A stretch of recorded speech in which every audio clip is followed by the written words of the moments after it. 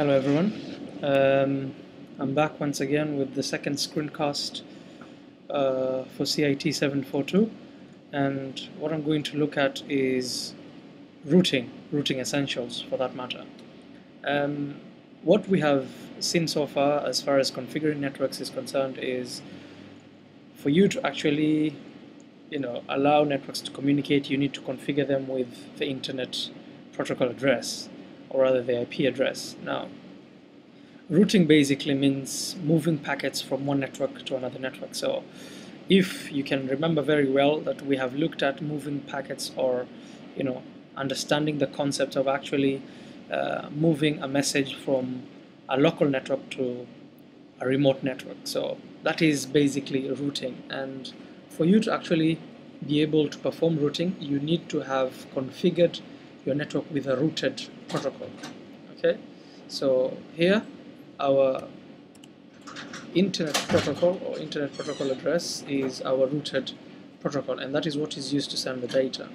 Now, routing protocols are basically assigned on the interfaces. For example, when you have a router with multiple interfaces, then both the interfaces are connected or give out two different networks. Then what you have to do is you need to configure the interfaces with a routed protocol. Now, we have two main examples of routed protocols. The one that we are mostly familiar with is the IP version 4, and the newest internet protocol address is IP version 6. Now, I think you have seen the differences, or the main difference of IP version 4 and IP version 6, and that is on the address space. IP version 6 has a 128 address space, and IP version 4 is 32-bit address space. Okay. Now you need to understand one thing. For you to actually perform routing, you need to have routers around. So without routers, you're basically not routing. Okay. Let's quickly go through basics of actually routing packets from a router to from a local network to a remote network. And some of the basics are as follows. One, you need to have a destination address of a host that you'll actually be routing the packet to. Secondly, routers in a network need to understand their neighbors. Okay, by that I mean, for example, you have router A and here you have router B. Then whatever routes router A knows about, router B needs to know about, so that you can actually be able to route packets from host A to host B. Thirdly, since you will have the routers having achieved the state of convergence, now by achieving the state of convergence, what it basically means that all the routes that router A knows, then B will know about all those routes of router A. Likewise, router B will know all the routes that router A knows. Now when that happens, then you actually say that these routers or this network has achieved the state of convergence. So once that is possible, then the routers will be able to select the best route to each remote network. And it's also very important that the routers be able to maintain and verify routing information. Okay, now we know by now that routing information is basically contained in each of these routers, and the routing information is stored in the router's respective routing table. So router A has routing information, router B has routing information, all the routing information is stored in the routing table. Okay, and as you can see here, for you to achieve, or for routers to understand the neighbor routers, they need to build their routing table based on the available routers within a network. So now suppose host A would like to send or would like to communicate with host B. As you can see here, host A is on a different network from host B. This is on the 1.0 network, this is the 2.0 network, so they're basically on a different network. So if host A would like to communicate with host B, then what will happen is host A will forward a packet to router A. And if router A knows about the 2.0 network, then it's very easy for router A to actually route that specific packet to host B. But if it doesn't, then what it is going to do is it's going to request, or it's going to send an ARP request, okay, to get the destination MAC of host B from router B. And if that happens, router B will update router A with the necessary routing information. Only then, if router A knows about this network, then router A will be able to send the packet from host A to host B. Okay, so as far as routing is concerned, that's it. So you need to achieve the state of convergence. You need to know the destination address of the host that you're dealing with, and all the routers, that is router A and router B, need to be knowledgeable about the routes of other routers. So router A needs to know about the routes of router B needs to know about the routes of router A. Then you will have achieved the state of convergence, and only then you will have to perform routing. Okay. Now, as far as routing is concerned, there are basics to troubleshooting. So you might have configured a network and still you will not be able to verify connectivity from a remote host to a local host. So there are basic things that you need to understand how things should be routing. Understand the multiple routes. By multiple routes, we mean that this is a single route, this is a second route, and this is a third route. So here you have multiple routes.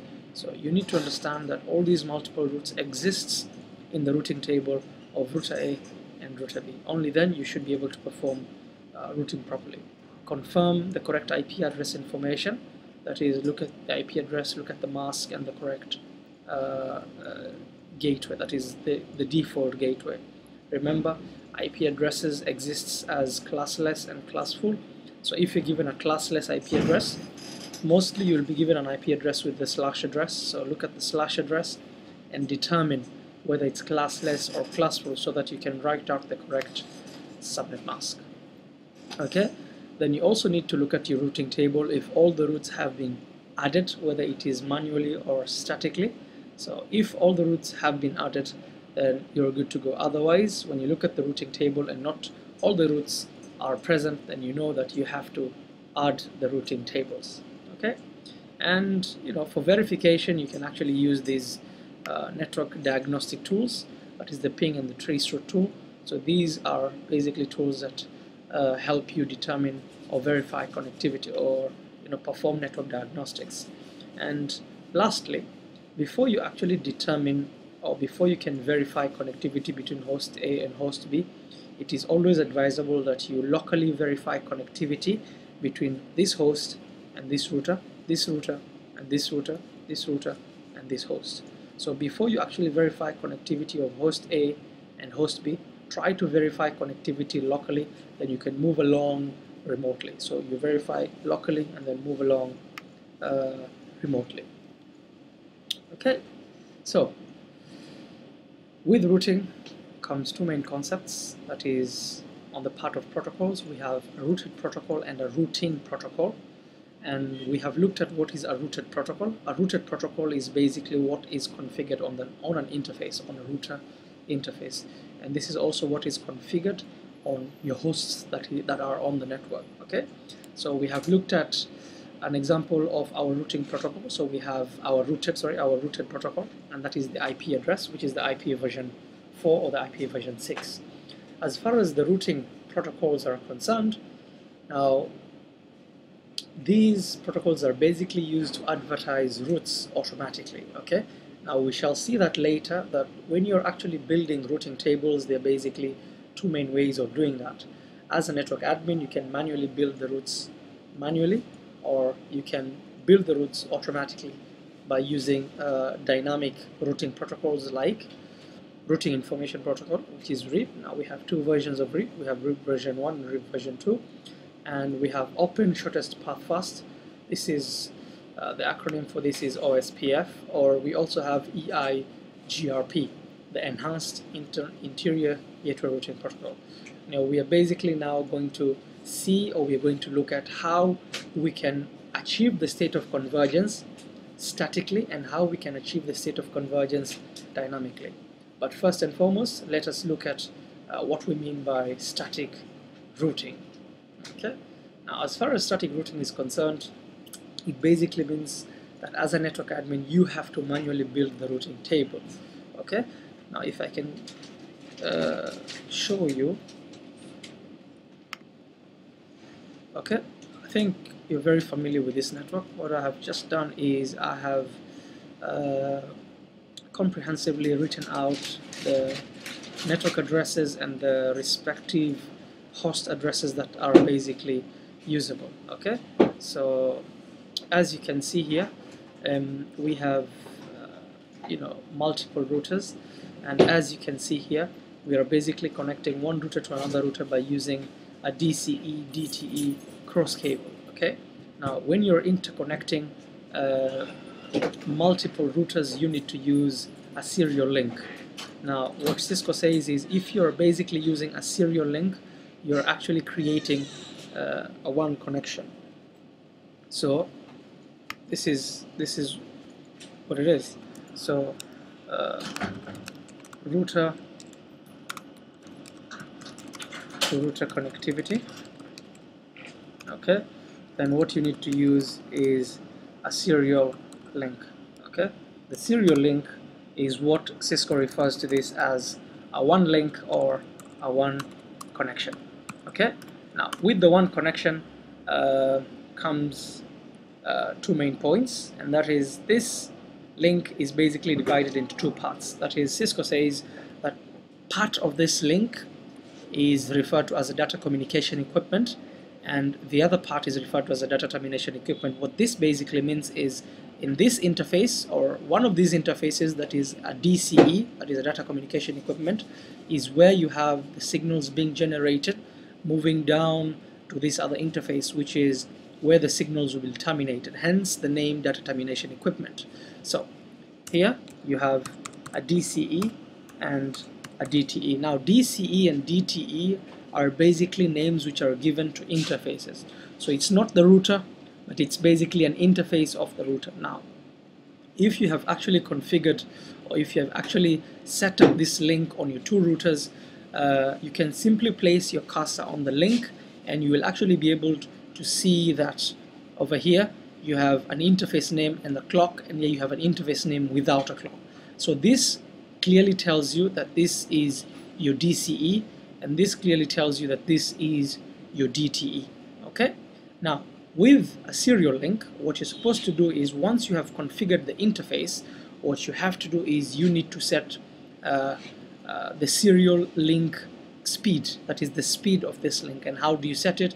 You would normally set the clock rate on the DCE. That is why there is this clock icon on the serial 000. So what you need to do is set the clock rate on the DCE. Okay, so as you can see, my network is basically up and running. So what this is, what this actually shows you, that is the amber color or the green color, whatever color you may call that, basically tells you that you have correctly configured the network. Okay, now what I want to show you is how to basically go into the routing table of the router. And for you to actually see the routing table, you need to run a command on the privilege mode, and that command is basically show IP route. When you click on that command, it should actually tell you this router is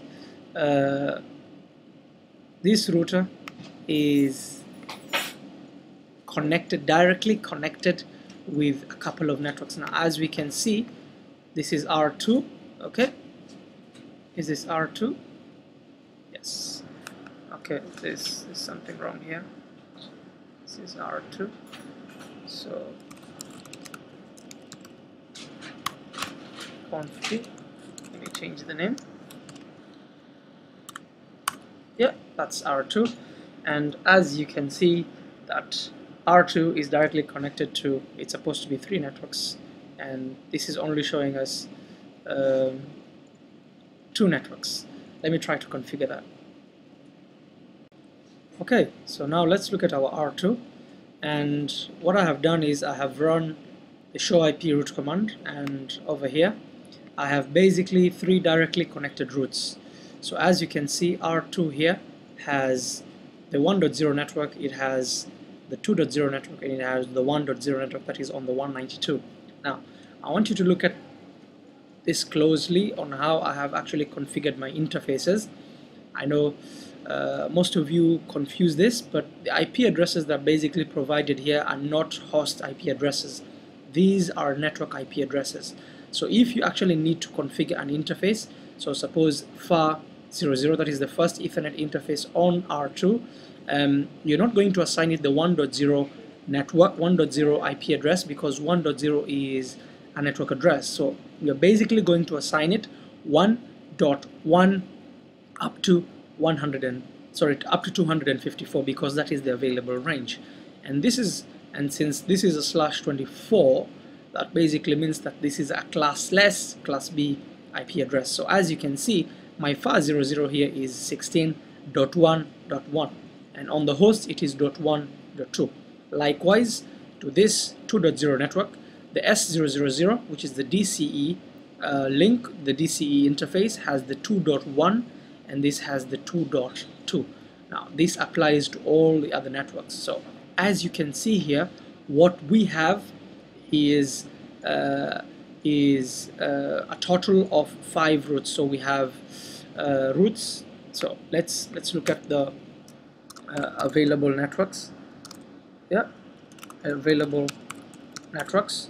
We have the 172.16.1.0, which is /24, and then we have another one, 172.16.2.0/24, and then we also have 172.16.3.0/24, and we have the class C networks 192.168.0.1/24, and we have 192.168.0.0.2/24. Now as you can see, we have 5 available networks. Okay, now jumping into R2, how many networks does it have, or how many networks does it know about? So the key to actually knowing how many networks knows, you simply need to go and look at the routing table of R2. So the command show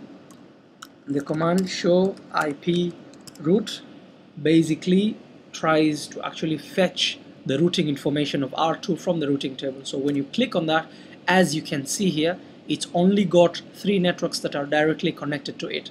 Now C here is a code for directly connected. Now as you can see here, you have codes that are basically used to make you understand what it means. So as you can see here, R2 is directly connected to the 1.0 network, the 2.0 network, and the 1.0 network on class C. Okay, now if we move to R1, since it is directly connected to this network and this network, then the routing table is only going to show us 2 protocols. So jumping into R1, so let me give it a more intuitive name so that it does not confuse you. So let me rename this to R1. Okay, so show IP route. Now as you can see here, R1 is connected to 2.0 and 3.0. So as this is shown, it is connected to 2.0 and 3.0. Okay, so let's go ahead and jump into R3 here. So enable.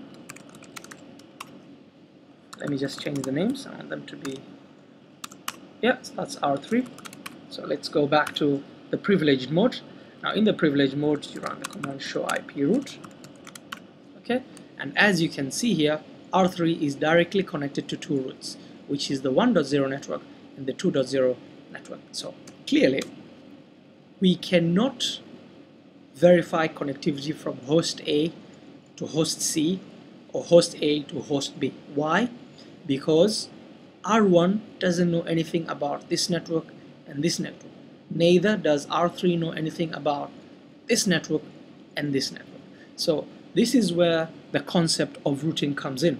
This is where the concept of static or dynamic routing comes in. So what we need to do right now is we need to check, or we will need to try and see whether we can verify connectivity from host A to host C. But remember, the general guidelines of routing is before you actually start testing connectivity from host A to host C, it is always advisable that you locally test connectivity. So what I'm going to do is I'm going to add a PDU there, and I'm going to add a PDU there. So this is basically, okay, surprisingly that it has failed. Let's see why it has failed.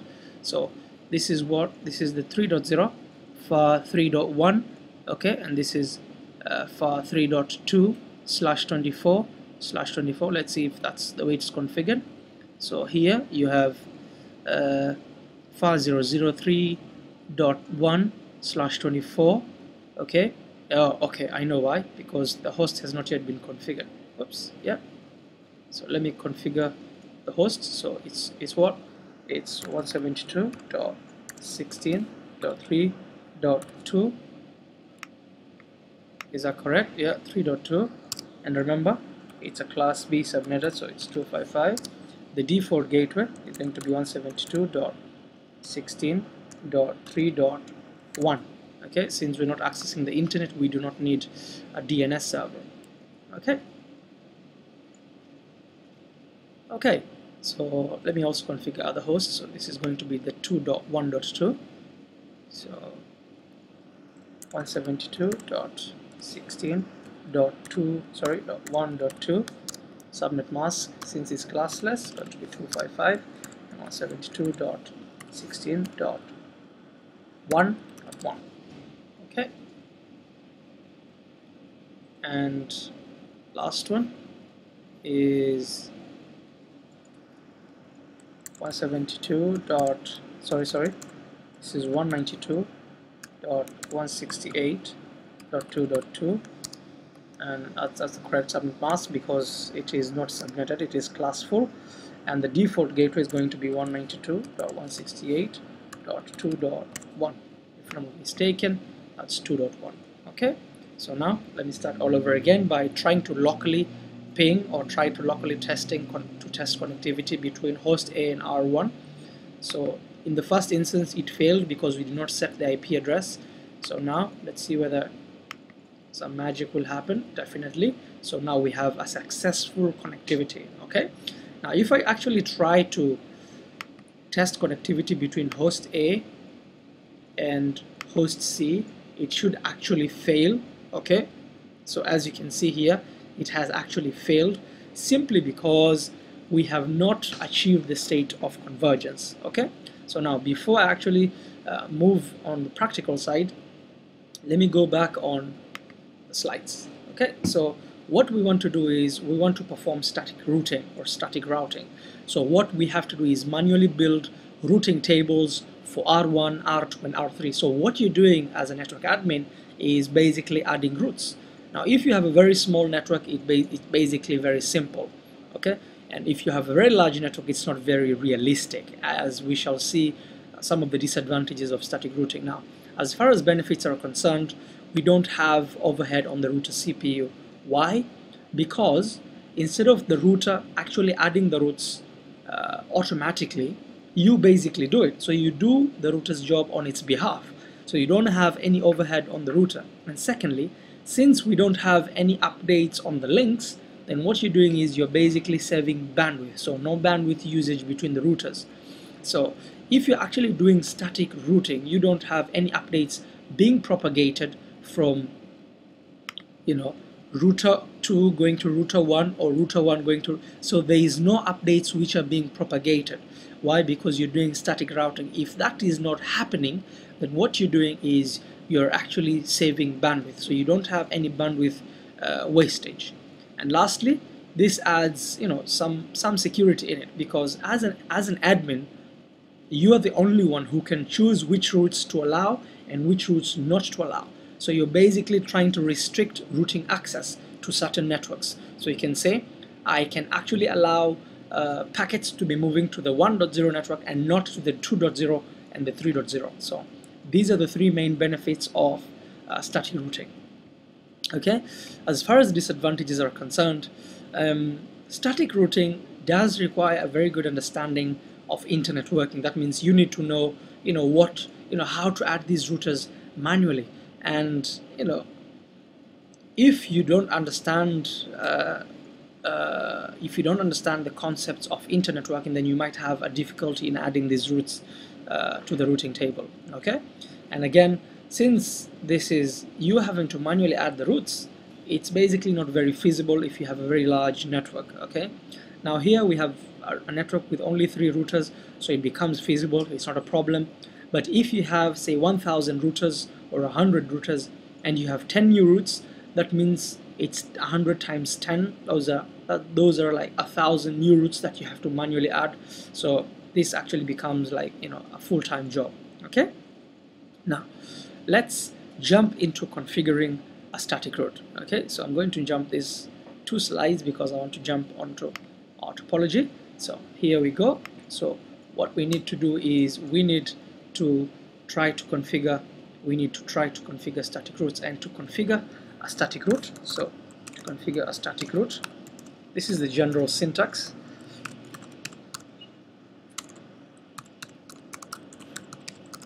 This is the general syntax. You have to execute this at the privileged mode. So suppose you're on R1, okay, and okay, so you are on the privileged mode, and the command you're going to execute is the IP route command. So that's IP route, and then you're going to actually enter the destination network, okay, and then you're going to enter the subnet mask of the destination network, the subnet mask, okay, and lastly you're going to enter the exit interface. So exit interface, or you can actually enter the next hop